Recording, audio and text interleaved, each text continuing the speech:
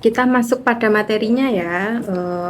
Materi yang kita bahas kali ini yaitu mengenai bunga bank atau interest. Nah, sebelum memasuki materi yang lebih lanjut, kita harus ketahui dulu ya, apa sih itu interest? Nah, bunga bank atau interest merupakan biaya atau imbalan yang diberikan oleh bank kepada nasabah atas dana yang disimpan di bank, atau biaya yang dibebankan kepada nasabah atas pinjaman yang mereka ambil dari bank dengan periode waktu yang telah disepakati bersama.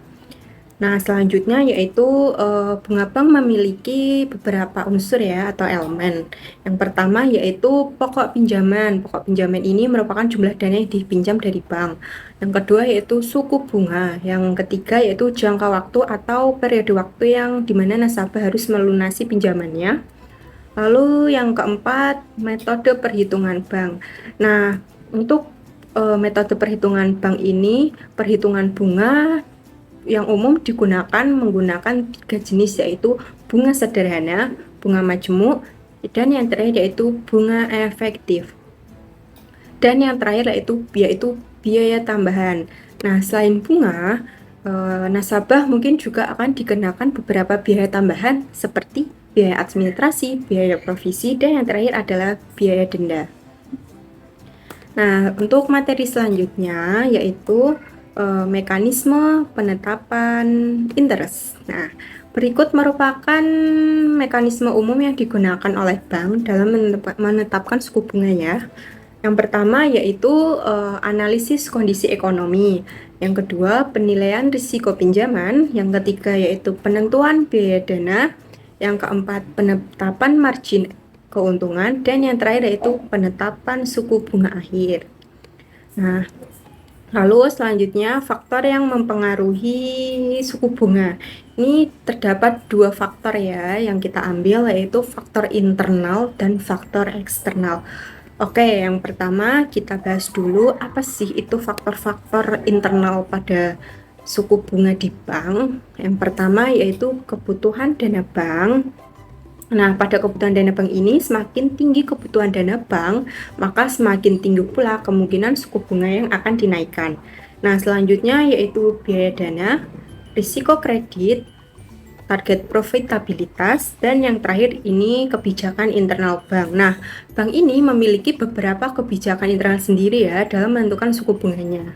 Lalu selanjutnya kita bahas yaitu faktor eksternal bank.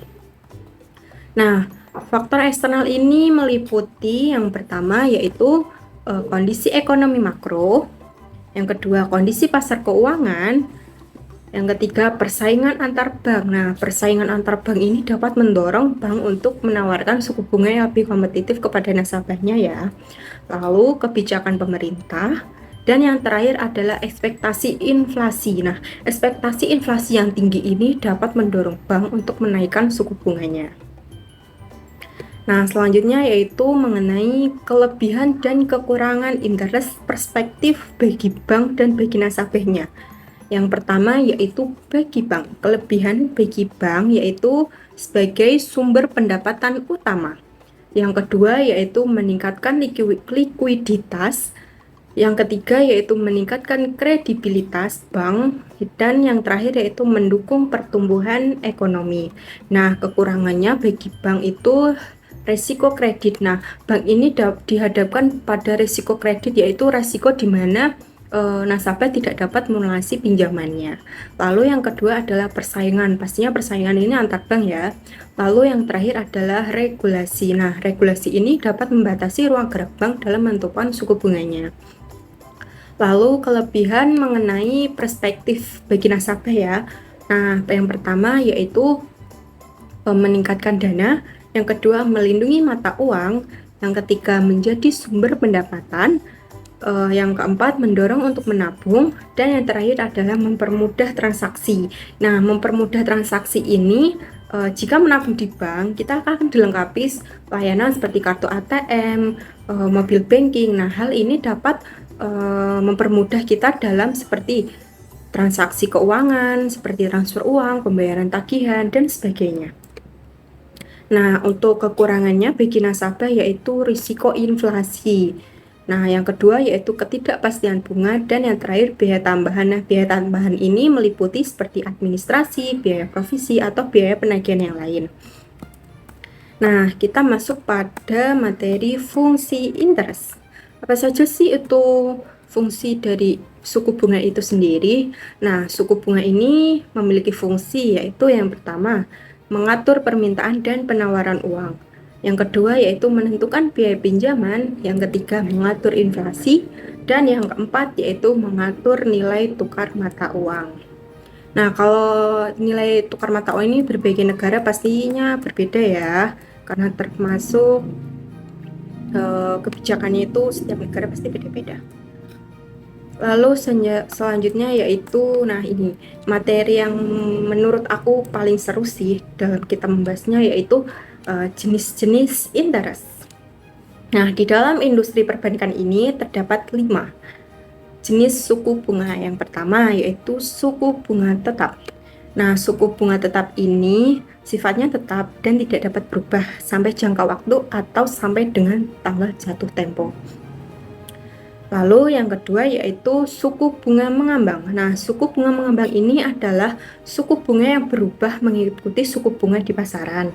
Lalu yang ketiga yaitu suku bunga flat. Suku bunga flat merupakan suku bunga yang perhitungannya mengacu pada jumlah pokok pinjaman di awal untuk setiap periode cicilan. Dan yang keempat yaitu suku bunga efektif. Suku bunga ini diperhitungkan dari sisi jumlah pinjaman setiap bulan seiring dengan menyusutnya utang yang sudah dibayarkan. Dan yang terakhir yaitu suku bunga anuitas. Nah, suku bunga ini metode ini untuk mengatur jumlah angsuran pokok ditambah angsuran bunga yang dibayar agar sama setiap bulannya. Lalu selanjutnya yaitu mengenai kebijakan Indonesia terhadap bunga bank. Nah, untuk kebijakan Indonesia terhadap bunga bank ini saat ini ya di 2024 ini masih difokuskan dalam menjaga stabilitas nilai tukar rupiah dan untuk mengendalikan inflasi. Nah, kebijakan Indonesia terhadap bunga bank ini dijalankan oleh Bank Indonesia sebagai otoritas moneter. Nah, dalam kebijakan bunga bank ini terdapat beberapa instrumen ya untuk mengatur suku bunga bank. Yang pertama yaitu suku bunga dasar Bank Indonesia atau BI rate, ini sebagai acuan ya yang sebagai suku bunga acuan yang ditetapkan oleh Bank Indonesia. Yang kedua yaitu operasi pasar terbuka. Operasi pasar terbuka ini merupakan kegiatan jual beli surat berharga gitu. Nah, yang ketiga yaitu giro wajib minimum. Yang keempat yaitu pelonggaran kuantitatif, dan yang terakhir adalah kebijakan makroprudensial, merupakan kebijakan yang bertujuan untuk menjaga stabilitas sistem keuangan. Nah, yang terakhir yaitu interest terhadap krisis global dan krisis nasional. Terhadap krisis global yaitu yang pertama volatilitas pasar keuangan. Yang kedua yaitu perubahan aliran modal internasional, dan yang ketiga yaitu kondisi ekonomi global. Lalu interest terhadap krisis nasional, itu yang pertama sebagai stabilitas nilai tukar, yang kedua stabilitas sistem keuangan, yang ketiga yaitu inflasi dan pertumbuhan ekonomi, terus yang keempat yaitu yang terakhir sebagai daya saing ekonomi.